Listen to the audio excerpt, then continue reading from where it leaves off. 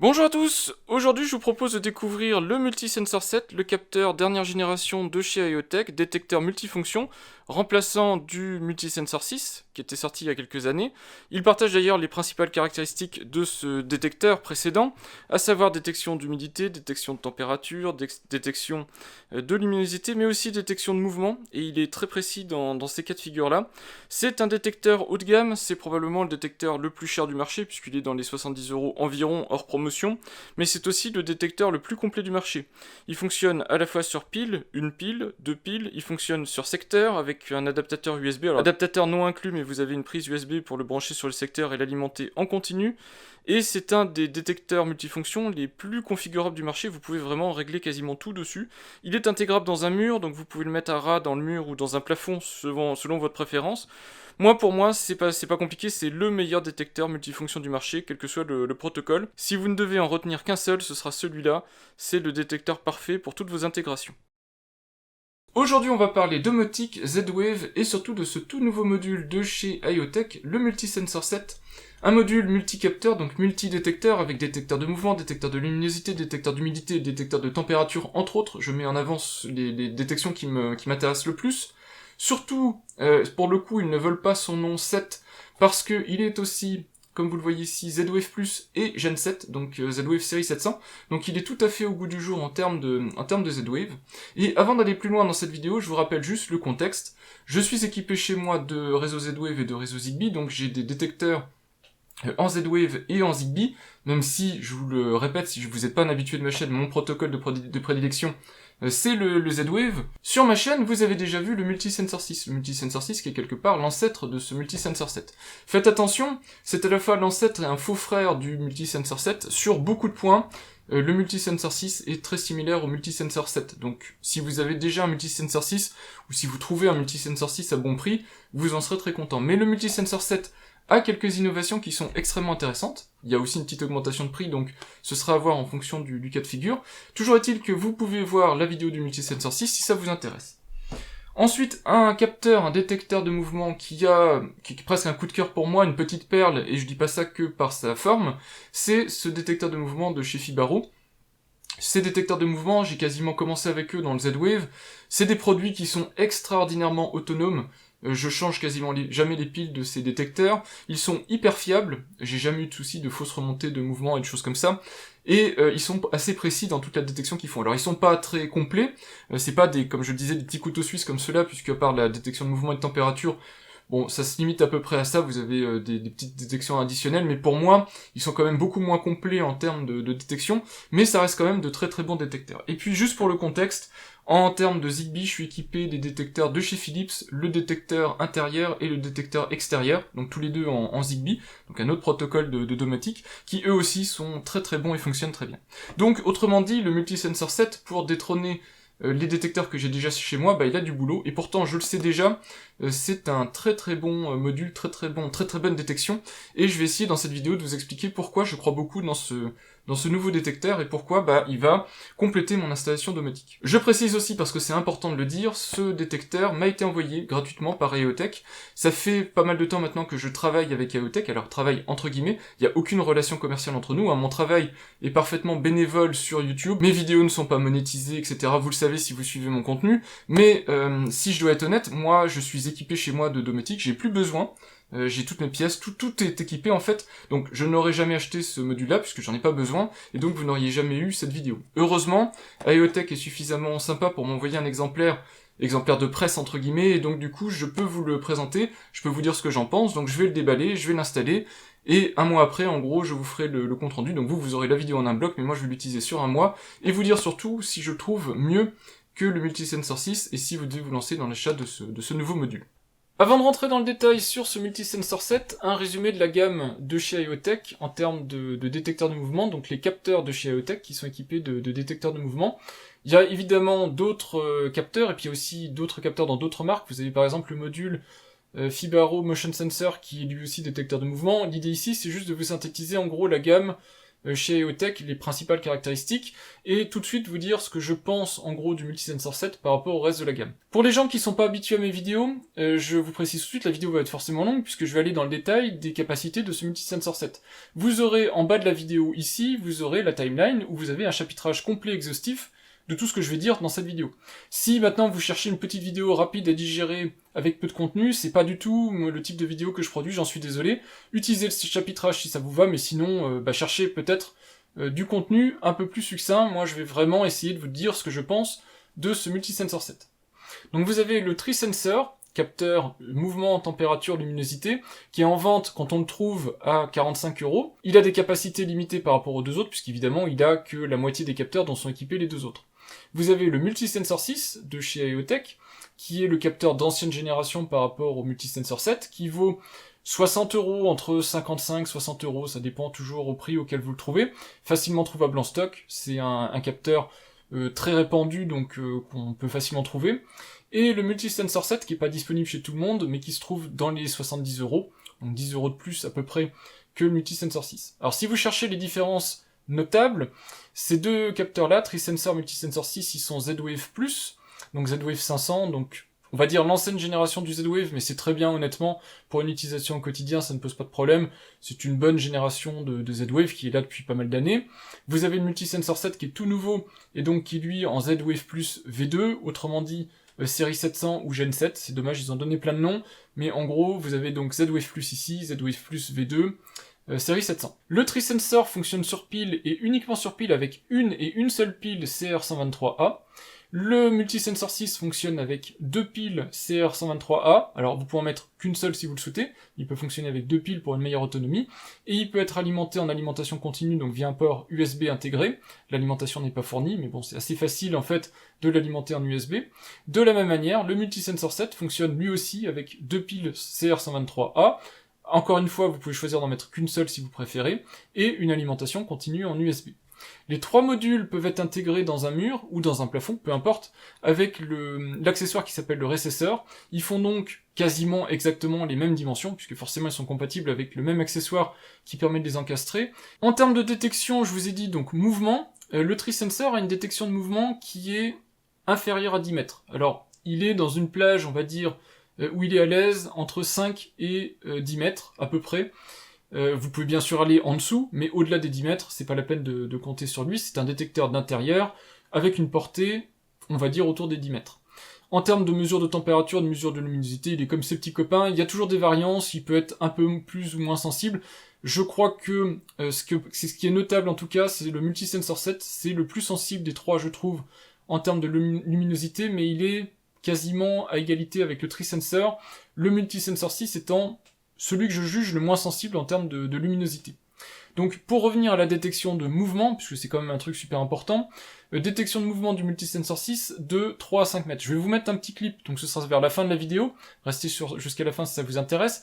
Je vous mettrai un petit clip où vous pourrez voir une différence entre Multisensor 6 et Multisensor 7. 3 à 5 mètres de détection, ça peut être vite limité en intérieur si vous avez des grands couloirs ou des pièces assez grandes, et le détecteur ne va vraiment pas voir le mouvement si vous êtes au-delà de cette distance-là. À côté de ça, vous avez le Multisensor 7 qui, lui, a quasiment la même portée que le TreeSensor, donc jusqu'à 10 mètres. Donc vous pourrez l'ajuster à la fois dans les petites pièces et dans les grandes pièces, il n'y a pas de souci. En termes de sensibilité, le Multisensor 7 est plus réglable en termes de plage de sensibilité de mouvement que le Multisensor et que le TreeSensor. Maintenant, ça veut pas dire que parce qu'on a plus de cran, la sensibilité maximale et minimale est meilleure. Honnêtement, moi je pense que les trois se valent dans, évidemment, toujours leur zone, leur plage respective de détection. Les mesures de température, c'est à peu près la même chose, de moins 10 à 50 degrés, c'est à peu près la même chose, quels que soient les capteurs considérés. Détection, UV, il n'y a pas, donc c'est sur le Multisensor 6 et 7 uniquement, pas sur le TreeSensor. Et on a une petite amélioration sur la détection d'UV, maintenant moi je sais pas trop à quoi ça sert la détection d'UV, peut-être si vous mettez ça, je ne sais pas, dans une serre, un truc comme ça, mais honnêtement en intérieur, moi j'ai jamais vu l'intérêt d'avoir une détection d'UV, et je crois même que la plupart des vitrages filtrent pas mal les UV, et donc au final on a assez peu en fait de mesures de détection d'UV. En tout cas, vous avez 6 niveaux de détection, 11 niveaux de détection sur le Multisensor 7. Vous avez pas vu, mais je viens de faire un chamboule-tout avec mes capteurs en bougeant les mains. Mesure de luminosité 0 à 30 000 lux pour les 3 capteurs, sauf que pour moi, le Multisensor 7 et juste derrière le Tri-Sensor sont les capteurs qui mesurent le mieux la luminosité, le Multisensor 6 étant un petit peu en retrait. Maintenant, quoi qu'il arrive, avec un Multisensor 6, on détecte très bien des augmentations de luminosité, une détection jour-nuit, des choses comme ça fonctionne très bien, c'est juste que les 2 autres sont plus sensibles. En termes de montage mural, les 3 détecteurs peuvent être fixés au mur, donc vous voyez ici, vous avez la petite attache au dos, c'est exactement le même pas de vis, tout est exactement la même chose. La seule différence, donc vous voyez ici, c'est que le Multisensor 7 et Multisensor 6 ont les sorties filaires, bien mieux pensé sur le 6 que sur le 7 pour le coup, parce que sur le 7, le trou est ici en haut. Alors ça peut être sympa quand on fixe ça sur un mur, mais quand on ouvre le boîtier, du coup c'est un petit peu pénible parce que on est obligé d'essayer de faire levier pour essayer d'ouvrir la trappe. C'est pas facile, il n'y a pas vraiment d'endroit où on pourrait essayer de mettre un ongle pour ouvrir. Donc on essaye de faire levier là où il y a le petit trou, et le petit trou est à l'opposé de là où le capot arrière s'ouvre. Donc c'est mieux pensé sur le Multisensor 6. Et l'autre chose qui est super sympa sur le Multisensor 6, mais qu'ils n'ont pas pu faire sur le Multisensor 7, c'est que vous avez un report du bouton d'action, donc le bouton qui sert à faire les inclusions, les réveils et compagnie. Vous avez l'accès au bouton directement en appuyant sur l'arrière du capot. Dans le Multisensor 7, il faudra forcément ouvrir le capot pour avoir accès au bouton qui est à l'intérieur. On ne peut pas, en appuyant ici sur le capot, déclencher le bouton d'action.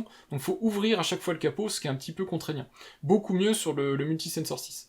Maintenant, ça s'explique parce que le Multisensor 7 a des actions supplémentaires qu'on peut opérer dessus. Et donc forcément, comme il faut faire des maintiens, des choses comme ça, je pense qu'il pouvait pas faire juste un appui sur le capot. En termes de look maintenant, mon favori c'est évidemment le Tri-Sensor, c'est probablement le capteur qui a le moins de détecteurs intégrés, mais c'est le plus propre. Si vous imaginez ça intégré comme ça à ras d'un mur, honnêtement c'est le plus beau des 3 capteurs.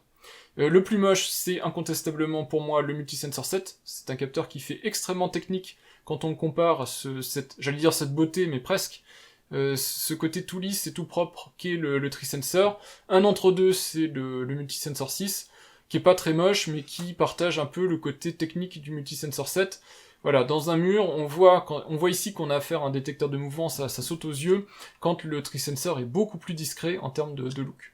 Voilà en gros ce que je pouvais vous dire pour vous synthétiser les 3, et maintenant il est grand temps de rentrer dans le détail pour parler de ce Multisensor 7. Voilà l'emballage du Multisensor 7 de chez AEOTech. Si je vous mets à côté celui du Multisensor 6, bah bizarrement, même si c'est des modules qui font exactement la même taille, les emballages ont un petit peu changé, c'est pas très grave, mais on reste de toute façon dans le look AEOTech, on a exactement le même visuel. Ce qu'il faut que je vous montre quand même, c'est une petite chose ici, que vous ayez accès au numéro de modèle. Donc le numéro technique c'est le ZWA024-C, qui est sur le protocole Z-Wave classique européen, et ensuite vous avez en dessous la pile CR123A, la pile classique pour ce type de module, sachant que ce produit peut en accepter 2. Vous allez voir, c'est les particularités de ces 2 modules. Ils sont capables d'être alimentés en USB et aussi avec 2 piles pour prolonger au maximum leur autonomie. L'autre chose que je peux vous montrer, c'est qu'ils sont très similaires en termes de capacité, en termes de détection. Vous avez donc, si je veux être complet, ce qui est écrit sur l'emballage, mouvement, lumière, vibration, humidité, température, ultraviolet. Donc sur le papier, ce sont exactement les mêmes modules. Attention, il y a une différence majeure entre ces 2 modules en termes de détection, c'est la détection de mouvement. On va y revenir dans un instant, mais le Multisensor 7 est plus évolué en termes de détection de mouvement et surtout capte beaucoup plus loin le mouvement, et c'est pas anecdotique par rapport au Multisensor 6 et même par rapport au Fibaro. Il a une détection de mouvement améliorée qui porte beaucoup plus loin. Voilà, sinon ce sont à peu près les mêmes modules, mais la deuxième chose dont je vous ai parlé directement dans l'introduction, et vous la voyez ici au dos, c'est que même si le Multisensor 6 il est bien Z-Wave+, série 500 si vous voulez, Gen 5, le nouveau Multisensor 7, lui, il est toujours évidemment rétrocompatible, donc Z-Wave et Z-Wave+, mais il est aussi Gen 7, donc série 700. Donc si par chance vous êtes équipé chez vous d'un contrôleur de génération 7, donc série 700, et qu'en plus votre système domotique est compatible avec ce contrôleur-là, parce que c'est pas le cas de tous les systèmes de domotique. Par exemple, chez JDOM, je ne peux pas installer pour le moment un contrôleur série 700, puisque je ne peux pas faire reconnaître mon contrôleur par JDOM. Mais en tout cas, si vous avez le matériel compatible, vous allez bénéficier des apports du série 700. Je vous les mets ici pour rappel, mais bon, en gros, vous avez un petit processeur qui est beaucoup plus rapide, donc vous avez des échanges plus succincts, donc une meilleure autonomie, vous avez aussi une meilleure portée. En fait, tout a été optimisé, et la sécurité a aussi été un petit peu optimisée, avec des mécanismes d'inclusion, facilité, etc. Donc, beaucoup d'apports sur le série 700. qui est un petit plus. Si vous êtes en Z-Wave+, c'est déjà très bien, mais si vous êtes en série 700, vous aurez un petit gain en termes de fonctionnalité, en termes de vitesse de votre réseau Z-Wave, donc ce sera un petit peu mieux. Alors j'ouvre maintenant le paquet, mais si vous êtes habitué des modules de chez IoTech, vous savez que par rapport au détecteur Multisensor 6, c'est exactement la même chose qui est livré dedans, donc vous n'allez pas être surpris. Alors, le module en lui-même, il est là, je le mets de côté pour l'instant, ne vous inquiétez pas, c'est juste un emballage de protection qu'il y a dessus, c'est un module tout neuf, comme ça au moins je suis sûr qu'il va fonctionner, parce que comme vous le savez, j'ai eu des déboires avec certains modules à IoTech qu'on m'avait envoyés pour test, mais d'occasion, qui malheureusement ne marchaient pas. Donc vous avez un manuel extrêmement important à bien consulter.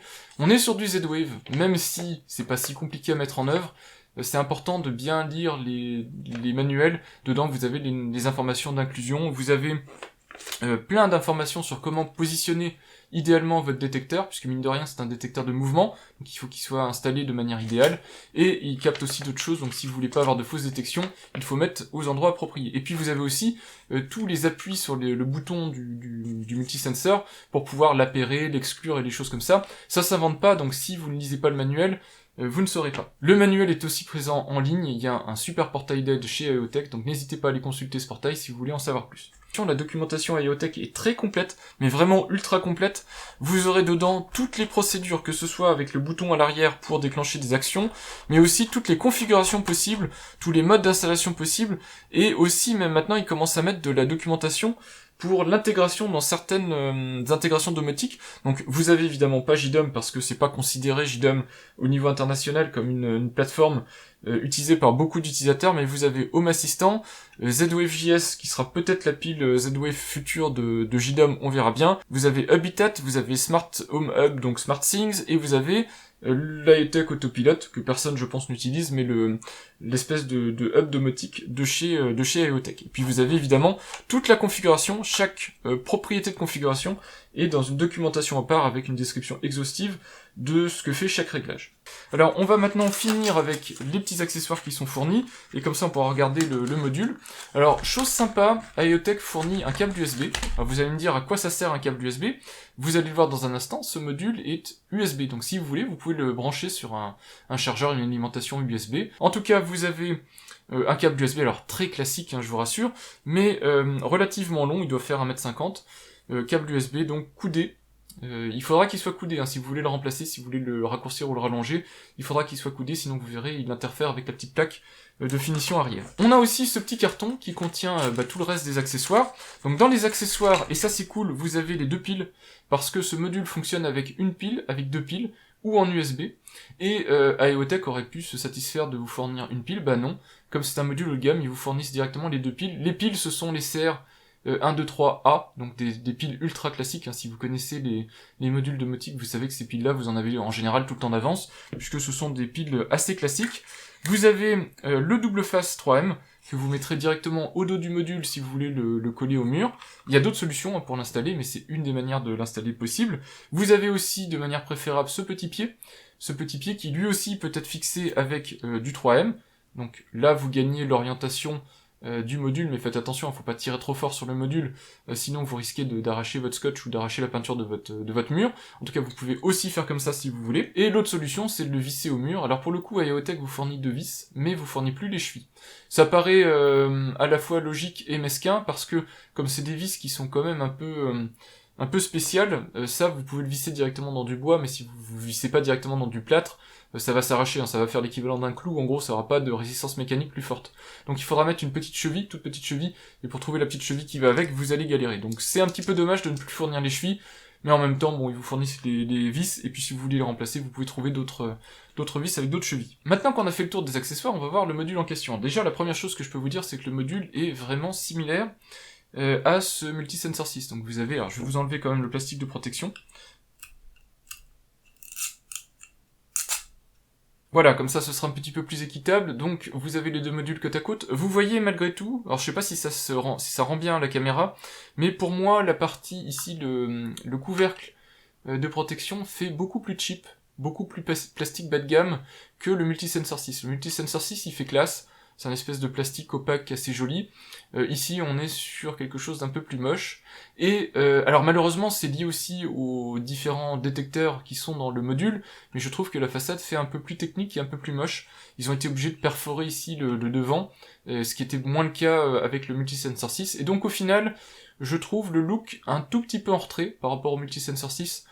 Voilà, c'est pas très gênant, mais vous voyez que moi je trouve c'est moins passe-partout, c'est moins discret, c'est un petit peu dommage. Ceci étant, ce sont strictement... Alors, je suis pas au millimètre près, mais ce sont les mêmes tailles de modules, et il y a une bonne raison à ça, c'est que ces modules-là ont la capacité, je vous mettrai la petite capture ici, ils peuvent être intégrés directement dans un mur, avec l'accessoire qui s'appelle le récesseur, qui est un accessoire optionnel, on reviendra dessus en conclusion, un accessoire super intéressant, vous pouvez l'inclure dans les murs, dans les plafonds, et donc ce module, vous ne le voyez plus, il est inclus ensuite à ras de votre mur, de votre placo et autres, et donc ça fait quelque chose de très propre. Et donc forcément, pour rester compatible avec les accessoires, et c'est bien que IoTech l'ait fait, eh bien vous avez un module qui fait strictement la même taille. Donc ça c'est la face avant du module, donc vous voyez le petit capot que je trouve pas hyper élégant, et puis ici une finition plastique assez basique. Moi je trouve qu'on a baissé un petit peu en gamme en termes de plastique. Ici on avait quand même un plastique qui était assez beau, nacré, brillant. Ici on a un plastique qui est plus technique, et une finition ici qui paraît plus technique. C'est un petit peu dommage, la domotique c'est jamais des choses qui sont vraiment très belles qu'on veut voir, donc plus ça se fond dans le décor et plus c'est discret, plus c'est lisse, je dirais mieux c'est. Ici on s'éloigne un petit peu de ça. J'imagine que derrière tout ça il y a aussi des contraintes techniques, parce que le détecteur est un petit peu différent, les détections intégrées sont différentes, mais en tout cas voilà, il fallait que je vous le dise pour que vous soyez au courant. On a à l'arrière la petite plaque qu'on peut enlever. Sur cette petite plaque, vous venez évidemment fixer le support si vous voulez fixer le module avec le support, au plafond ou au mur, peu importe. Donc du coup ça vous fait ensuite un module qui est complètement orientable dans toutes les directions. Alors avec certains degrés de latitude évidemment, mais vous pouvez quand même l'orienter dans pas mal de directions. Évidemment, pour la fiabilité de tout ça, IoTech a intégré un petit pas de vis ici en métal, de manière à ne pas arracher le plastique le cas échéant. On revoit à l'arrière Z-Wave+, je sais pas pourquoi c'était pas marqué série 700, mais ça ne change pas que c'est un série 700. Et vous pouvez ouvrir cette petite plaque ici. Quand on ouvre la plaque, on voit au dos deux choses. Vous avez un QR code ici, qui est le code d'inclusion rapide, si vous êtes équipé évidemment des technologies de série 700, donc si votre contrôleur le supporte et si votre box domotique le supporte. Voilà, donc vous avez que ça sur la plaque. Vous avez aussi une encoche. Cette encoche-ci, elle sert à faire sortir le câble USB si jamais vous mettez une alimentation USB, donc tout est pensé. Et à l'intérieur du module, il n'y a pas grand chose à en dire, vous avez les logements ici pour les deux piles, vous avez le port USB, un port USB qui est malheureusement toujours pas de l'USB-C, mais bon c'est pas très grave, c'est juste dommage de ne pas se mettre à jour en termes de version USB, donc si vous voulez l'alimenter en USB, évidemment vous mettez le câble, on ne peut pas inclure les piles, donc vous n'avez pas de fonctionnement à la fois sur pile et sur câble, c'est dommage mais ça aurait pu permettre en cas de coupure de courant, et donc que le chargeur se coupe, d'avoir une alimentation de backup en pile.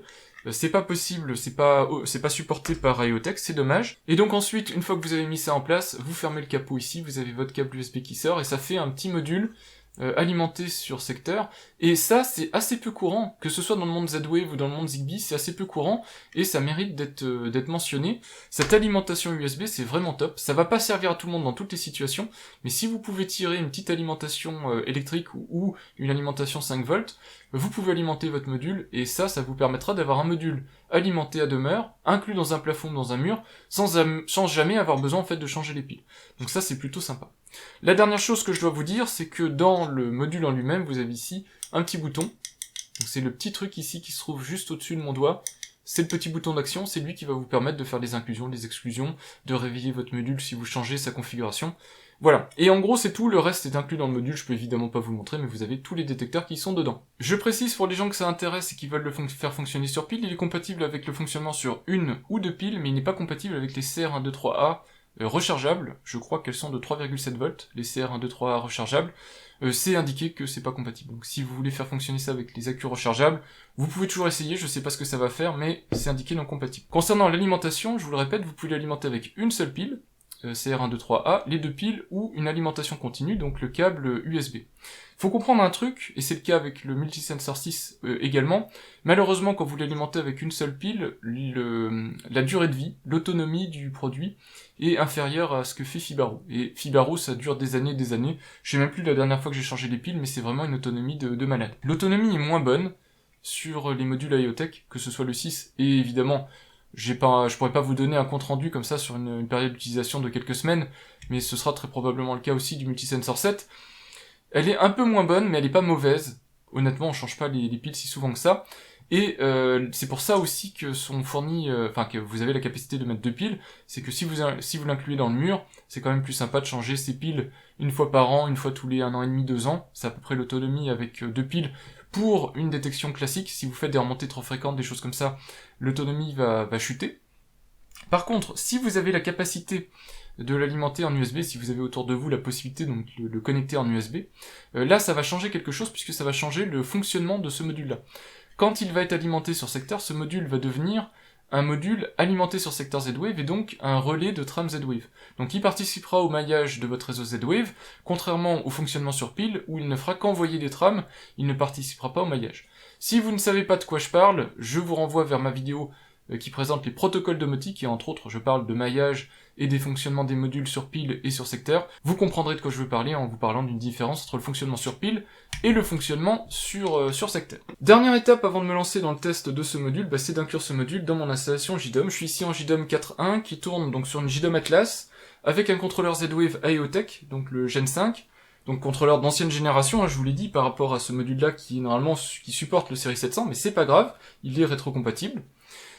Pour pouvoir faire l'inclusion, normalement c'est assez facile, il suffit d'aller dans le protocole Z-Wave. Une chose à faire éventuellement, que j'ai faite en amont, j'espère que ça suffira, souvent j'ai des soucis mais c'est pas grave, vous allez dans le petit bouton qui est là, configuration des modules, vous pouvez remettre à jour la configuration des modules directement depuis le dépôt de configuration.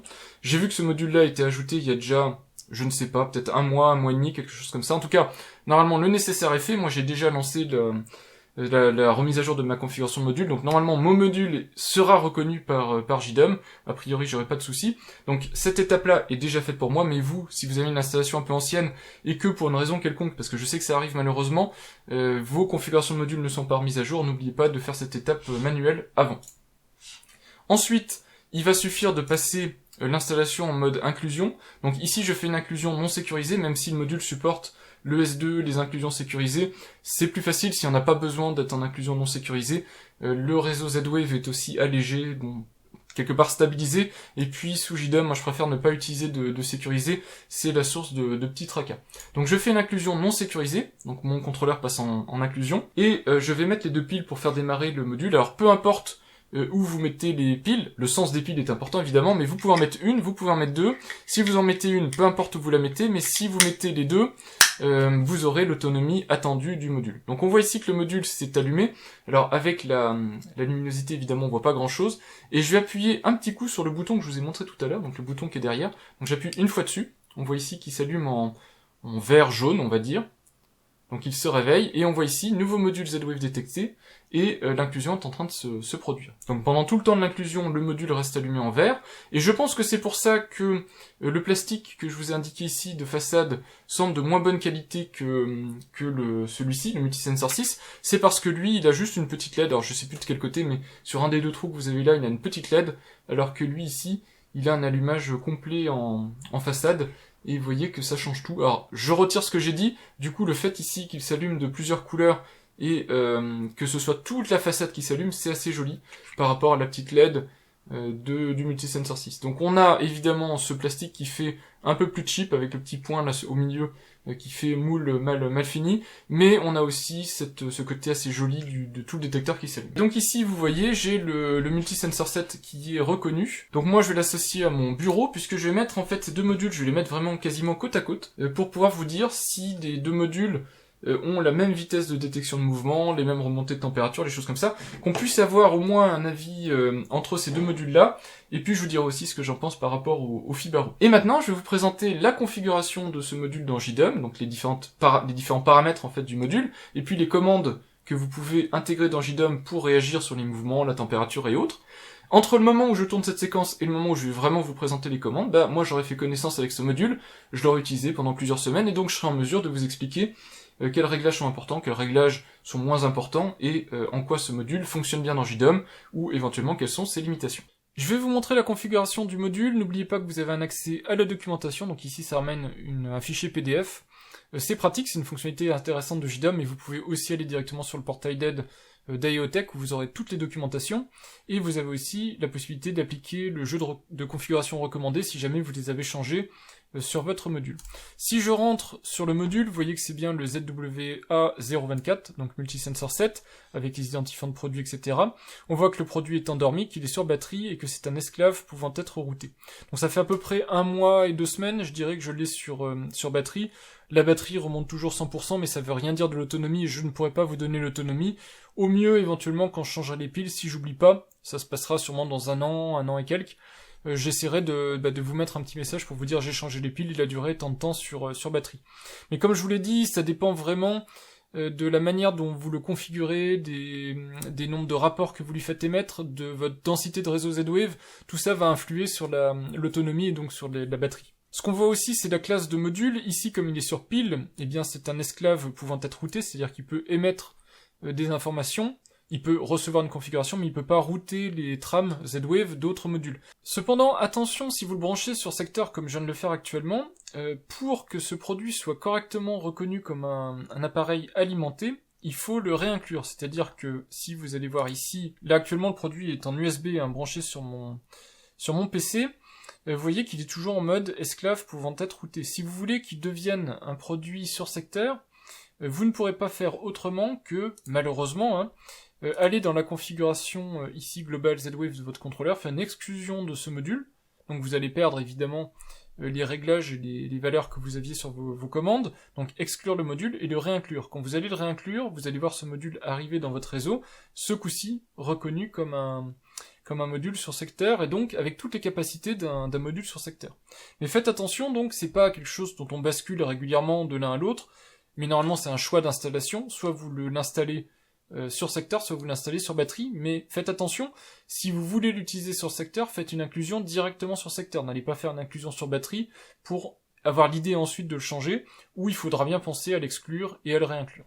C'est une petite subtilité qu'il faut savoir, mais il faut pas oublier de faire ça, sinon vous n'aurez jamais les capacités supplémentaires, puisque le contrôleur en lui-même ne sera pas informé que le module est devenu un module sur secteur. Les valeurs, c'est toutes les valeurs qu'on verra dans les sections commandes, donc je les montre pas tout de suite. Et le paramétrage qui est super important. Malheureusement, il y a quelques produits Z-Wave qui font l'impasse sur du paramétrage avancé, c'est dommage, mais par rapport à d'autres protocoles qui eux aussi supportent le paramétrage, comme par exemple du Zigbee, il y a beaucoup de produits Z-Wave qui proposent du paramétrage qui est très intéressant et très bien fait. Le paramétrage, c'est pas quelque chose qui est spécifique à votre installation. Donc ici, JDOM, le paramétrage, c'est quelque chose qui vient se mettre dans le module, ça configure le comportement du module. Donc le module est complètement autonome avec son jeu de paramètres. Et c'est super important parce que ça permet de donner des comportements directement dans le module. Et pas des comportements dans votre installation domotique, donc logiciellement, on va dire, dans JDOM. Alors, je vais pas aller dans le détail sur tout le paramétrage, parce que pour le coup, IoTech a fait les choses très bien, en fait, et regardez la quantité de paramètres qu'il y a. Donc si je dois tout vous montrer, on en a pour une demi-heure d'aller dans le détail de chaque paramètre. Donc, je vais en passer sous silence, évidemment, je pourrais pas tout vous montrer, mais je vais vous montrer 2-3 avec lesquels j'ai joué, que je trouve assez intéressant à configurer en fonction de vos cas d'utilisation.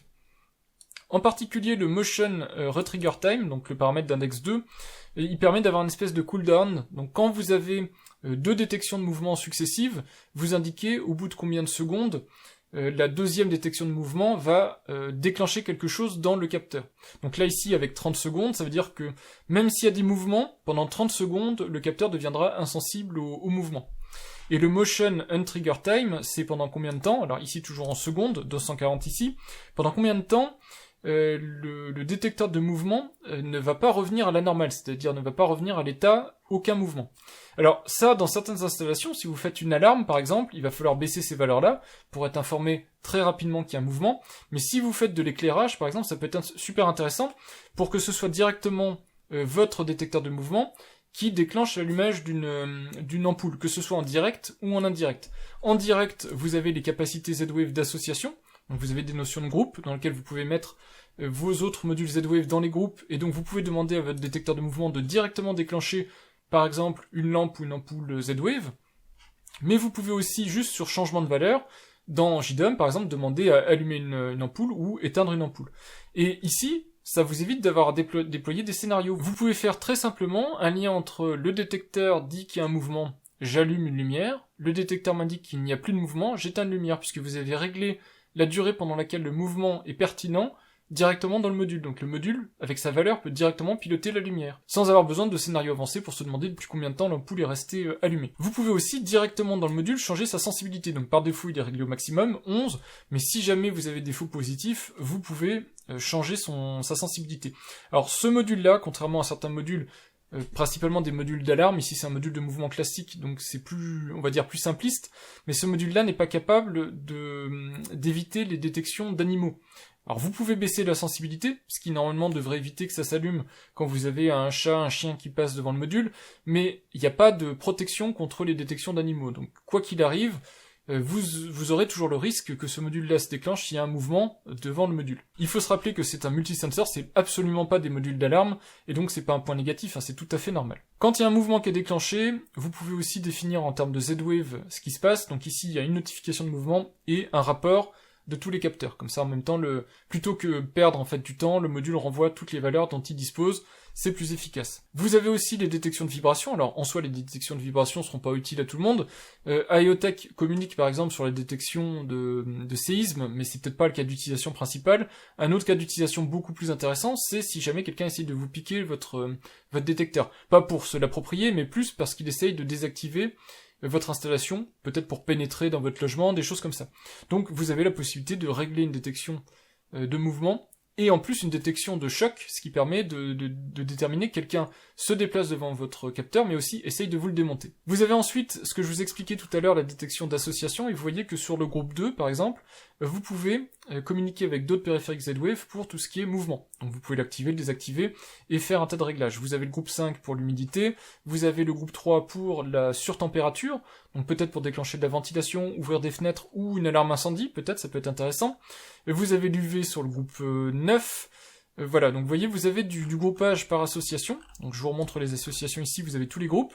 En fonction de ce que vous voulez observer directement sur un ou plusieurs autres modules Z-Wave, eh bien vous pouvez régler ici les spécificités propres à chaque groupe. Vous avez une alarme de batterie basse, qui est réglée par défaut à 50%. Vous avez des informations de seuil pour température, humidité, lumière, UV et compagnie. Vous avez des rapports qui sont configurables pour une température trop basse, des limites atteintes hautes ou basses en température, des choses comme ça. Donc vous avez, vous voyez, un tas de réglages à chaque fois hein, sur tous les types de capteurs, donc température, humidité, luminosité, UV. Vous pouvez régler tout ça finement pour dire quel est le palier haut pour UV, quel est le palier bas et le pas, et des choses de ce type-là. Vous pouvez désactiver ou activer la LED, ça c'est pour soit être plus discret, pas allumer la LED quand il y a par exemple un mouvement qui est détecté, mais aussi pour économiser un petit peu de batterie. Si vous n'avez pas besoin que la LED s'allume à chaque fois qu'il y a un mouvement, vous pouvez le désactiver. La LED est configurable, vous pouvez changer la couleur de la LED, donc moi vous avez peut-être vu dans l'intro, ça s'allume vert quand il y a une détection de mouvement, vous pouvez changer cette couleur très facilement. En plus JDOM vous donne une interprétation comme ça textuelle des couleurs, donc vous pouvez changer la couleur. Si vous préférez qu'une détection de mouvement ça fasse du rouge, parce que vous vous dites un mouvement c'est dangereux, vous pouvez mettre du rouge si vous voulez. Et puis vous pouvez customiser les couleurs comme ça pour chacun des types de rapports qui sont émis, donc que ce soit une vibration, un changement d'humidité, de luminosité et tout ça. Et enfin, dans les derniers paramètres, même s'il y en a plein d'autres dont on pourrait parler, ce sont les offsets. C'est super important les offsets. Ça va vous permettre de recalibrer votre module. Donc vous avez 201, 202, 203, 204. Si vous vous rendez compte que votre module remonte des températures qui sont trop hautes ou trop basses par rapport à d'autres modules, et que visiblement ce module n'est pas calibré comme d'autres modules de votre installation, vous pouvez changer par offset. Alors c'est des valeurs absolues, donc il faut quand même que les variations soient linéaires, on va dire. Donc vous observez globalement qu'il y a plus 1 ou moins 1 degré par rapport à notre capteur. Si c'est pas linéaire, vous pourrez pas le corriger, mais vous pouvez rajouter un offset, donc une différence, on va dire, entre ce que vous observez et ce que le capteur mesure. Et ça sur température, humidité, luminosité et UV. Et donc vous pouvez corriger les valeurs dans le module directement. Vous n'êtes pas obligé, dans JDOM par exemple, de faire des petites combines sur les valeurs pour les corriger, pour les stocker, on va dire, un peu plus juste. Vous pouvez directement dans le module le recalibrer quelque part par rapport à vos besoins. Donc vous voyez qu'il y a un tas de réglages, j'ai vraiment fait très vite, mais on peut vraiment configurer très finement son module. Un élément de comparaison entre le Multisensor 6 à gauche et le Multisensor 7 à droite. Alors étant donné que ce sont des capteurs qui ont exactement les mêmes sondes en interne, vous voyez qu'on a exactement accès aux mêmes commandes, même si vous avez évidemment au niveau des valeurs brutes des différences, ils se comportent de la même manière puisque ce sont globalement le même type d'équipement. Là où ça va changer de manière assez importante, c'est dans les paramétrages. Non pas que le Multisensor 6 soit en reste, il a énormément de paramétrages, mais si je vous montre ici ces paramétrages, vous verrez que le Multisensor 7 a de nouveaux paramétrages dont n'est pas équipé le Multisensor 6. Alors évidemment, dans la majorité des cas, le paramétrage du Multisensor 6 est déjà très très bien, on a beaucoup de choses qui sont très intéressantes, mais je crois qu'il y a des petites choses qu'il n'y a pas sur le Multisensor 6, comme la différence entre le retrigger et le untrigger, qui vous permet d'avoir des cas d'utilisation encore plus poussés, c'est-à-dire réémettre une détection de mouvement, mais aussi combien de temps le capteur reste en mode mouvement détecté. Donc c'est super intéressant. L'autre truc qui est intéressant aussi à identifier, c'est que la sensibilité du détecteur de mouvement, en tout cas sur la version Multisensor 6, est passée de 5 niveaux, vous le voyez ici, dans JDOM, on a désactivé la détection de mouvement et 5 niveaux de détection, à 11 niveaux sur le Multisensor 7, d'ailleurs là ici, il faut taper la valeur en brut, avec 0 comme désactivé. Donc ça veut pas dire que le Multisensor 7 est plus sensible au mouvement, toujours dans la plage d'utilisation de ces détecteurs, donc Multisensor 6 jusqu'à 5 mètres, Multisensor 7 jusqu'à 10 mètres, mais dans ces plages-là, c'est de la sensibilité au mouvement dans la plage, donc par exemple la taille de la chose qui va bouger devant le capteur. Donc si c'est un humain ou une forme un peu plus petite, vous pouvez augmenter ou baisser la sensibilité. Donc le Multisensor 7 est plus réglable. Maintenant moi je trouve que dans leur zone de confort, les deux détecteurs sont tout aussi sensibles. Et vous avez donc un tout petit peu plus de réglage pour le Multisensor 7, mais ça se joue vraiment à pas grand chose, et la majorité des fonctionnalités sont présentes et sur le Multisensor 6 et sur le Multisensor 7. Donc il n'y a pas de différence flagrante, on va dire, entre les deux. Vous pouvez déclencher des associations, des événements dans les associations directement depuis les deux modules, vous pouvez les recalibrer, et vous pouvez les basculer en mode branché sur secteur, l'un comme l'autre, avec une réinclusion évidemment, mais les deux vont le supporter. Donc c'est extrêmement intéressant, et les deux sont extrêmement configurables, c'est pas vraiment là-dessus que vous allez faire une différence. Le reste, ce sont les valeurs, et les valeurs, en fait, c'est directement les commandes du module. Donc si on va dans commandes, vous avez des commandes JDOM pour présence, température, luminosité, humidité, ultraviolet, sabotage. Donc sabotage, c'est le fait qu'on essaye de vous déplacer ou vous ouvrir votre module, et batterie, la remontée de batterie. Donc tout ça, vous pouvez, dans JDOM, afficher, historiser, tout ça.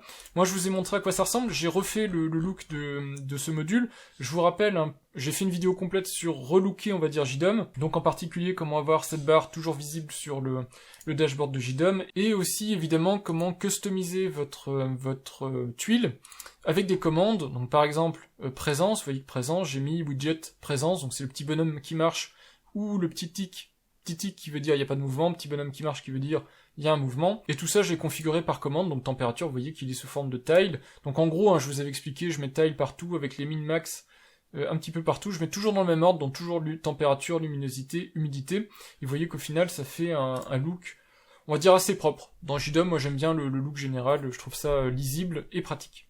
Voilà en ce qui concerne la configuration de ce module. Si maintenant je vous montre quelques exemples d'utilisation du module, en particulier tout ce qui est présence, luminosité, température, humidité. Donc je vous montre les courbes qui sont ici, je les comparais avec le Multisensor 6, je les ai mis côte à côte. Évidemment, ces deux modules de chez IoTech, quoi qu'il arrive, comme ce sont des modules avec des capteurs, si vous voulez des informations très précises du genre la précision de température, précision de luminosité, il faudra toujours les calibrer. Et c'est ce que permet ce type de module. Chaque capteur, donc chacune des mesures qui sont faites, vous pouvez la recalibrer par rapport à un autre module que vous auriez, si vous voyez des différences. Lui, il arrive préconfiguré, précalibré, mais de toute façon, ces précisions ne sont pas des précisions d'un produit, on va dire, de météorologie ou de choses comme ça. C'est pas du tout l'objectif, c'est plus informatif, les remontées qu'il y a, mais si vous avez des décalages par rapport à d'autres capteurs, vous pouvez le recalibrer pour avoir des mesures précises. De la même manière, je vais vous montrer les courbes en termes de température, luminosité, humidité, mais si vous voulez des choses beaucoup plus précises, donc des courbes qui évoluent de manière beaucoup plus rapide dans le temps, il va falloir augmenter la fréquence de remontée des mesures qui sont prises par le module. Si vous faites ça, évidemment, il va consommer beaucoup plus ses piles, voire même les vider très rapidement. Donc, si vous voulez quelque chose qui est très précis est très défini dans le temps, il faudra forcément le brancher en USB, et là vous pourrez avoir un module qui non seulement servira de relais pour tous les autres, mais en plus pourra vous faire des remontées, peut-être pas en temps réel, mais quasiment en continu, sachant que ça reste quand même du Z-Wave, hein. L'objectif c'est pas de faire dialoguer ces modules en continu, faut quand même libérer le réseau de Z-Wave pour les autres modules, mais vous pouvez quand même lui faire des remontées très très rapides, je sais pas, de l'ordre de la minute par exemple, c'est envisageable quand vous êtes en USB, quand vous êtes pas en USB c'est plus de l'ordre des 5 à 15 minutes, ça paraît plus raisonnable pour les remontées Z-Wave sur pile. Concernant une comparaison avec le Multisensor 6, ce sont des modules qui se valent. Alors évidemment, leurs fréquences de remontée de température ici ne sont pas synchronisées, donc de manière générale on a à peu près les mêmes valeurs, mais au cas par cas, vous voyez par exemple qu'ici j'ai une température qui ne correspond pas, j'ai du 23 déjà parce que ici je tiens le module dans la main, donc ça chauffe le module, et en plus on n'a pas exactement les mêmes variations en termes d'humidité et de luminosité, parce qu'ils ne remontent pas tout simplement leurs valeurs au même moment, ils sont pas calés sur les mêmes cycles, et donc les valeurs ne correspondent pas. Mais si on regarde les courbes de manière plus générale, ces deux modules se valent en termes de valeurs de remontée. Voilà, donc ce sont des modules qui sont de toute façon des modules qui remontent de l'information, c'est pas des modules comme je vous l'ai dit de météorologie, donc ça va pas être ultra précis en termes de valeurs d'humidité, de température et autres, mais ça reste quand même des modules qui sont tout à fait utilisables pour par exemple de la détection de jour-nuit, pour de la détection de volets ouverts, volets fermés, ce qui fait jour dans la pièce, ce qui fait suffisamment jour pour ne pas allumer les lumières ou allumer automatiquement les lumières, tout ça vous pouvez le faire. Il a un capteur de luminosité qui est précis. Pareil pour du pilotage de VMC, si vous remontez de manière fréquente, eh bien la valeur d'humidité, vous pouvez éventuellement déclencher automatiquement une VMC. Si vous le mettez par exemple dans une salle de bain, vous aurez une détection de présence, détection d'humidité, donc vous pourrez déclencher une VMC automatiquement. Donc c'est un module qui a tout à fait du sens dans plein de cas d'utilisation. Par contre attention, c'est pas un module qui est prévu en extérieur, il est pas... alors je sais pas s'il n'est pas du tout installable en extérieur, c'est pas décrit dans la documentation, mais en tout cas il n'a pas été étanchéifié. Donc si vous le mettez directement sous des projections d'eau, des choses comme ça, je pense que ce module va pas tenir le choc, il est pas fait pour. Voilà, mais à part ça, dans toutes les situations en intérieur, même dans des lieux humides, je pense qu'il n'y a absolument aucun souci à utiliser ce module. Alors maintenant, on va comparer les valeurs, et vous voyez que j'ai le Multisensor 6 et le Multisensor 7 dans la même pièce. Alors je l'ai comparé avec d'autres, le Multisensor 7, je vous l'ai dit, je l'ai comparé avec le module Fibaro et avec le TriSensor de chez IoTech. Mais grossièrement, on va dire que j'ai les mêmes retours à faire qu'avec le Multisensor 6, donc c'est pas super utile dans cette vidéo d'en dire plus. Ce que vous voyez, c'est que les variations sont pas similaires. Le Multisensor 7, alors il n'est pas positionné exactement pareil que le Multisensor 6, mais il a l'air d'être plus sensible en termes de luminosité. Vous voyez qu'il a capté un peu mieux la luminosité max aujourd'hui que mon Multisensor 6. C'est un petit peu bizarre, mais je l'ai observé sur une grande période de temps, et ça a l'air d'être relativement vrai. Donc moi j'observe en tout cas que le Multisensor 7 est plus sensible en termes de luminosité. En termes de température, vous voyez que même si j'ai pas le même minimum et le même maximum, je vous montrerai après les variations, c'est très similaire. Et pareil pour les variations d'humidité, ça joue à quelques pourcentages. Faut savoir que les précisions internes de ces modules, c'est de l'ordre de 1, alors 1 degré, 1%, c'est des choses comme ça, ce qui est avancé en tout cas. C'est pas beaucoup plus, donc ne vous attendez pas non plus à être à la précision d'un dixième de degré, des choses comme ça. Même si vous remonte ce type de précision-là éventuellement, vous voyez que vous avez 19,7 degrés, vous n'aurez pas une calibration exactement à 0,1 degré. Donc il faudra peut-être ajuster certains paramètres, certaines configurations du module pour revenir dans les clous par rapport à ce que vous observez sur d'autres modules. Donc je vais vous montrer la comparaison entre les deux modules. Donc pour ça, je vais utiliser la fonctionnalité historique de JDOM. Donc dans JDOM, on a la possibilité d'afficher tout ce qui est historisé. Donc moi, je suis dans le bureau. On va commencer par la température. Donc je vais vous mettre température du Multisensor 6 et température du Multisensor 7. Et vous voyez qu'on a exactement les mêmes évolutions. Donc c'est à peu près normal, hein, mais ils n'ont pas utilisé exactement le même matériel. Donc c'est pour vous dire que les deux... Alors sauf ici, où j'ai une valeur farfelue, mais ne vous étonnez pas, c'est parce que c'est au moment où j'ai tourné ma séquence dimanche, j'avais le module dans la main, donc c'est normal que le module ait observé une température très haute. Ça d'ailleurs on peut le corriger très facilement, hein, il suffit de cliquer sur la valeur et on peut la faire rentrer dans les clous, donc ici dire par exemple qu'il y avait 20 degrés 8. Si vous connaissez pas cette possibilité-là dans JDOM, c'est super pratique, quand vous observez quelque chose qui ne rentre pas dans les cases, vous pouvez recorriger la valeur brute qui a été vue. Ça va en fait directement faire la modification en base de données, hein, ni plus ni moins. Donc vous voyez en tout cas que les modules ont les mêmes variations, et j'ai observé ça avec le module Fibaro et avec le module TriSensor, donc c'est vrai aussi avec ces modules-là. Donc si je désactive maintenant la température et qu'on regarde l'humidité, vous allez voir qu'on est là encore, dans le même type de variation. Alors je vais essayer de vous le faire dans le même ordre, donc je vais faire d'abord en bleu le 6 et ensuite le 7. Vous voyez qu'on a un écart toujours, mais outre l'écart, donc il faut pas faire attention en fait à l'écart, hein. Il faudra recalibrer. Si ça se trouve c'est le Multisensor 6 qui est trop haut, si ça se trouve c'est le Multisensor 7 qui est trop bas, si ça se trouve les deux sont incorrects. Et donc, il faudra essayer de trouver un moyen de calibrer correctement vos modules, quoi qu'il arrive. Mais vous voyez qu'on a les mêmes variations, exactement, même si les remontées sont pas faites exactement au même moment, les modules se comportent de la même manière. De toute façon, ils sont très similaires, ces modules, hein, de manière générale. Alors pareil, on va voir la luminosité, donc je vous mets le 6 d'abord et le 7 ensuite. Là, par contre, il y a une différence. Alors faites toujours pas attention à ce pic, faut que je le corrige, on va mettre un pic autour de 40, quelque chose comme ça. Voilà, c'est plus parlant maintenant, mais vous voyez que, en gros, le Multisensor 7, il a l'air d'être beaucoup plus sensible à la luminosité. Je pense pas que ce soit la manière dont je l'ai positionné, puisque c'est vrai, quels que soient les endroits où j'ai posé ce Multisensor. Donc moi, en tout cas, ce que j'observe, c'est un module qui est plus sensible à la lumière. Et c'est tout ce que j'ai observé, en fait, en termes de différence. Le reste, c'est anecdotique. Par contre, l'échelle de détection de luminosité a l'air d'être bien plus forte sur le Multisensor 7. Alors, est-ce que c'est parce que, je sais pas, son capot en plastique est plus fin et donc il laisse mieux passer la lumière? Je ne sais pas trop. En tout cas, c'est ce que j'ai observé. Évidemment, ce détecteur peut être utilisé dans une alarme. Je vous le conseille pas nécessairement. Si vous voulez une alarme, investissez dans une vraie alarme. Mais si vous voulez l'utiliser dans une alarme, vous pouvez utiliser le plugin alarme de JDOM. Et par exemple, moi, dans ma section étage, ici, je vais vous montrer comment on fait. On ajoute un déclencheur ici, et on peut venir mettre sans problème le Multisensor 7, on met présence, on fait valider, et vous avez maintenant un nouveau déclencheur. Faites attention au reste des réglages, ici je rentre pas dans le détail, c'est spécifique au plugin alarme, mais vous pouvez inverser, faire des options de maintien, donc combien de temps le module doit rester sur actif, pour que ça ne se répète pas, des choses de ce type-là. Mais en tout cas, une fois que le module a changé de valeur, vous pouvez déclencher des actions, donc notifier, moi par exemple je fais des notifications instantanées, et ensuite aller dans la partie déclenchement pour faire sonner une alarme, donc faire sonner votre sirène, et jouer d'autres choses, donc faire allumer des lumières, je ne sais trop quoi. Donc ce module s'utilise de manière très facile, avec l'intégralité des plugins de JDOM en fait, et vous pouvez imaginer faire plein de choses. Là ici je vous ai montré avec le plugin alarme, mais vous pouvez imaginer un scénario, si par exemple l'humidité dépasse tant, j'allume la VMC, des choses de ce type-là, ça se fait vraiment assez facilement. Si vous souhaitez mettre à jour une valeur de configuration depuis, par exemple, JDOM pour changer des comportements de votre module, c'est assez facile, ça se fait avec le bouton qui est à l'arrière. Alors malheureusement avec JDOM, avec sa pile Z-Wave qui est vraiment archaïque, vraiment dépassée, hein, ça pose problème puisque de temps en temps, les modules ne prennent pas à jour leurs nouvelles valeurs. En général ça se passe bien, mais moi j'ai plusieurs soucis. Donc vous avez deux possibilités, tout se passe avec le bouton, soit vous restez enfoncé entre 2 et 5 secondes, vous verrez apparaître une lumière rouge sur la façade du détecteur.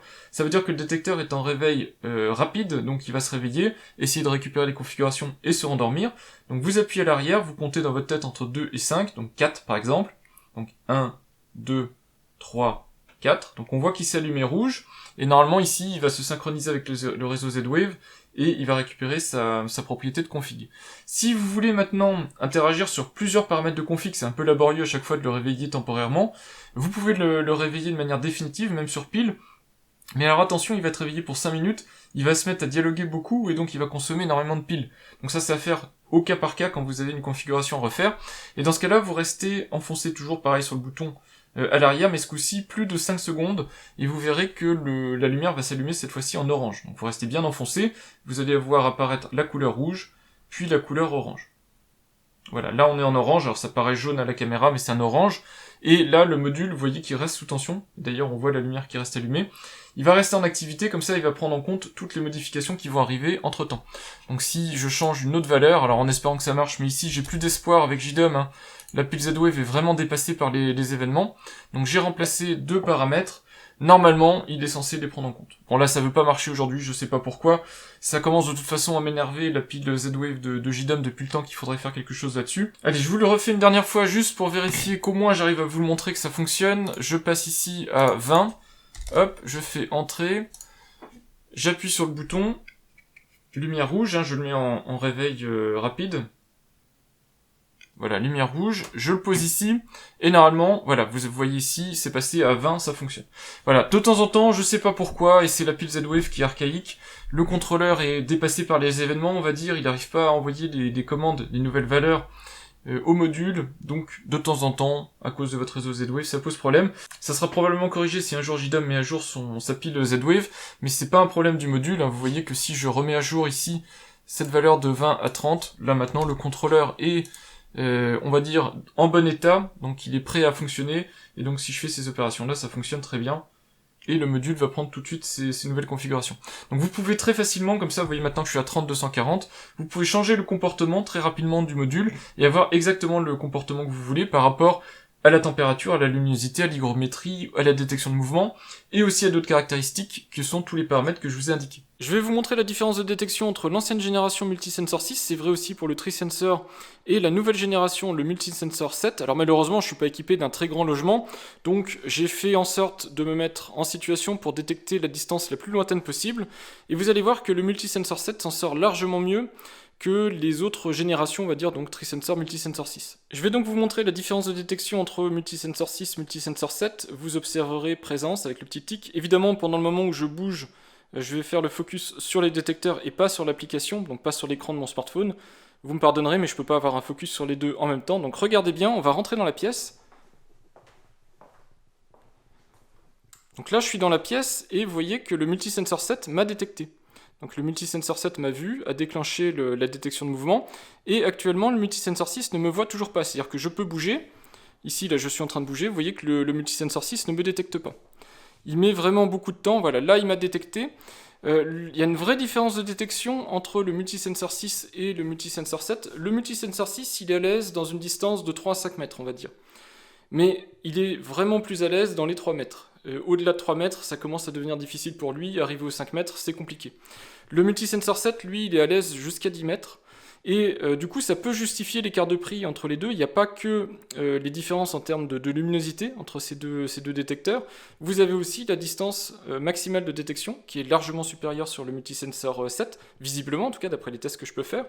Et donc, dans des situations très particulières, si vous avez de longs couloirs ou des pièces très grandes, eh ben, ça peut justifier l'écart de prix de 10 € entre les deux, ne serait-ce que pour que ça fonctionne correctement dans les pièces un petit peu grandes. Moi je vous ai dit, hein, ma pièce n'est pas particulièrement grande, mais déjà une diagonale de cette pièce-là, bah, ça ne détecte pas avec le Multisensor 6, ce qui ne me dérange pas la plupart du temps, hein, pour les cas d'utilisation du Multisensor 6 c'est très bon pour moi, mais pour des usages de ce type-là, bah, vous devriez avoir le problème, et donc basculer sur le Multisensor 7 si vous voulez minimiser ces problématiques de distance. On en arrive donc aux conclusions concernant ce module multisensor de chez AOTech. Vous le savez si vous avez regardé cette vidéo, je pense très honnêtement que c'est le meilleur module multifonction du marché.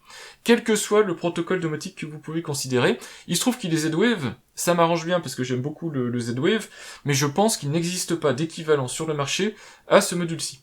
Il n'a quasiment aucun défaut, il est réglable finement sur tous les types de mesures qu'il fait, donc que ce soit température, mouvement, humidité, détection de luminosité, etc. Vous pouvez tout configurer, vous pouvez le recalibrer, vous pouvez configurer aussi comment il déclenche les événements si jamais il détecte des passages de seuil dans un sens ou dans l'autre.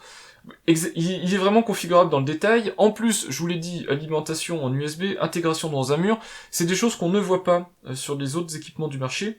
Et c'est des choses qui sont vraiment quasiment exclusives à ce produit-là. Il est donc extrêmement bien conçu, extrêmement complet. Il n'a pour moi, à mes yeux, qu'un seul inconvénient, c'est son prix. Et d'ailleurs, son prix va avec un autre problème qu'on a vraiment en ce moment et qui n'est pas directement lié à ce produit-là, c'est qu'il est difficilement trouvable. Souvent, il n'est plus en stock, il est plus approvisionné parce que, problème d'approvisionnement, problème de fabrication. Hein. Vous le savez qu'en ce moment, tous les produits high-tech sont difficiles à fabriquer par la pénurie diverse et variée qu'il y a dans les puces, dans les composants internes de ces modules. Et donc, il est malheureusement difficile à trouver. Mais c'est, à part son prix qui est là, ici, chez Domadou, de 70 €, il est introuvable chez Amazon, hein, il n'a même pas été référencé chez Amazon, donc 70 € le module. Si vous regardez le nombre de détections, le nombre de capteurs qu'il intègre, et que vous achetiez côte à côte comme ça des modules pour compléter votre installation, pour avoir quelque chose d'équivalent, en Zigbee par exemple, je pense que vous seriez pas très loin de ce type de prix. Alors évidemment, si on compare ça à des produits cheap, premier prix, chinois du marché en Zigbee ou en protocole Wi-Fi, évidemment qu'il est énormément plus cher, ça c'est sûr, mais c'est pas du tout comme ça qu'il faut voir les choses. C'est un module qui est très fiable, qui est donc intégrable sur du secteur, donc qui a des capacités qui vont au-delà de ce que font des petits modules sur pile. Donc vous ne pouvez pas comparer ce type de module à un module premier prix. Donc évidemment il est plus cher, mais on s'attend à ce qu'il soit plus cher. Pour moi, évidemment, il est un petit peu trop cher. Il aurait été parfait à 50 €, ça aurait été un tueur de tous les modules qui existent sur le marché. À 70 €, ça commence avec les accessoires que vous pouvez rajouter dessus, donc mettre le petit module d'adaptation dans le mur, le recesseur, plus le câble USB, le chargeur et compagnie, ça commence à faire un petit peu cher. Un petit point maintenant sur l'achat de ce module. Moi, je vous mets tout le temps en avant Amazon parce que j'ai mes liens affiliés. C'est une première raison. Ça m'aide un petit peu pour acheter mes licences de logiciels et tous les équipements que j'ai besoin pour vous faire ces vidéos. Vous pouvez acheter sur le site de votre choix. Je vous force absolument à rien, bien évidemment. Mais moi, je vous montre Amazon parce que si jamais vous aviez un souci avec les produits que vous achetez, vous pouvez les retourner très facilement, il n'y a pas de souci. Sur Amazon, il n'y a pas le Multisensor 7. Vous aurez le Multisensor 6, qui est très bien, et je vous mettrai le lien de toute façon en description si vous voulez acheter le Multisensor 6. C'est un produit que j'adore, que j'utilise depuis des années, qui marche vraiment très bien. Vous avez le TreeSensor, qui est un produit que j'ai testé aussi il y a assez peu de temps finalement, mais qui marche aussi très bien en termes de module Z-Wave. Et vous avez le support pour Multisensor 6 et Multisensor 7, donc le recesseur qui permet de le mettre dans le mur. Donc voilà, les produits sont disponibles sur Amazon, mais pas le Multisensor 7. Le Multisensor 7, je vous le montre directement sur Domadou. Domadou, c'est une boutique assez sympa, basée à Lyon, il me semble, et c'est pareil, ils ont un choix de domotique assez intéressant, ils font souvent des promotions, et ils sont assez à l'écoute de leurs clients. Donc si vous êtes intéressé, il y a d'autres boutiques de domotique, c'est toujours pareil, mais voilà, Domadou est une bonne boutique de domotique. Vous avez le support, le recesseur donc pour le multisensor. Donc ici c'est bien précisé 6, 7 et TreeSensor. On voit qu'ils connaissent bien ce qu'ils vendent et puis ça évite de se poser des questions. Et vous avez le Multisensor 7 qui malheureusement n'est pas en stock. Vous voyez, produit en précommande. Livraison, alors fin octobre, je pense que c'était fin octobre 2021, mais à mon avis il y a des soucis d'approvisionnement. Une autre boutique sympa c'est Domotic Store. Si je vais sur Domotic Store, vous l'avez en stock, donc éventuellement vous pouvez toujours essayer là-bas et vous verrez qu'il est au prix de 70 €, donc toujours le même prix. Donc par rapport au Multisensor 6, pour revenir là-dessus, c'est quand même 10 € de plus. 10 € de plus, c'est pas rien. Est-ce que ça vaut les 10 € de plus? Je vous l'ai dit, pas forcément. Pour moi, c'est des modules qui sont très similaires, le 6 et le 7. Par contre, attention, avec le 6, vous avez une génération de Z-Wave, on va dire, très classique. Avec le 7, vous avez du série 700. Si pour vous, c'est important d'avoir la toute dernière génération de Z-Wave, avec des possibilités facilitées de mise à jour, des meilleures autonomies, des choses comme ça, à partir du moment où on a bien le contrôleur qui va avec, ça peut être intéressant de mettre ces 10 € en plus. Maintenant, si vous êtes juste intéressé par les mesures brutes que va prendre votre module, le Multisensor 7 est moins intéressant de ce point de vue-là. Attention, il y a quand même la petite différence de la portée de détection de mouvement, qui est meilleure sur le Multisensor 7, ça peut faire la différence, mais je pense pas que ça vaille les 10 €, faut vraiment avoir ce cas d'utilisation-là, pour que ce soit un argument pour le prendre. À vous de voir, au général, si vous préférez le 6 ou le 7, les deux sont très bons, et les deux, à mon avis, vous satisferont pleinement. En tout cas, moi, je vous le conseille, c'est vraiment le meilleur module, et si vous avez du Z-Wave, et en plus du Z-Wave série 700, et en plus, si vous utilisez autre chose que la pile vieillissante de JDOM, donc une pile Z-Wave plus moderne, vous allez en être très content. Il est vraiment totalement au goût du jour. Voilà, le défaut c'est le prix, le deuxième petit défaut, et je vous l'ai indiqué, c'est le look général, la façade, que j'aime moins par rapport au Multisensor 6, mais bon, ça c'est un avis personnel, vous me direz si vous le partagez. Moi je trouve, avec ces petites ailettes, il fait un peu trop technique, c'est un petit peu dommage. Mis à part ces deux inconvénients-là, franchement je n'en trouve pas d'autres, et donc pour moi c'est une valeur sûre. Si vous avez besoin d'acheter un module multifonction, considérez le Multisensor 7, regardez peut-être d'autres tests si vous en êtes pas convaincu, mais regardez le Multisensor 7, à mon avis c'est le meilleur module du marché. Puisque de toute façon il n'a pas de concurrence en termes de fonctionnalité, il n'y a absolument aucun module sur le marché qui a les mêmes capacités, donc pour moi il est super intéressant. Si vous êtes intéressé par ce module, n'hésitez pas, si vous l'achetez, à mettre en commentaire votre avis. Ça intéressera probablement d'autres personnes qui sont intéressées par l'achat de ce module, d'avoir d'autres avis éventuellement complémentaires, soit qui vont dans mon sens, soit qui ne vont pas dans mon sens, peu importe après tout, mais ça leur permettra de se rassurer sur l'acquisition de ce type de module, qui reste relativement cher, donc ça vaut le coup d'avoir plusieurs avis avant de se lancer. Quoi qu'il en soit, merci d'avoir regardé cette vidéo, et puis je vous dis à bientôt pour de prochaines vidéos. Au revoir!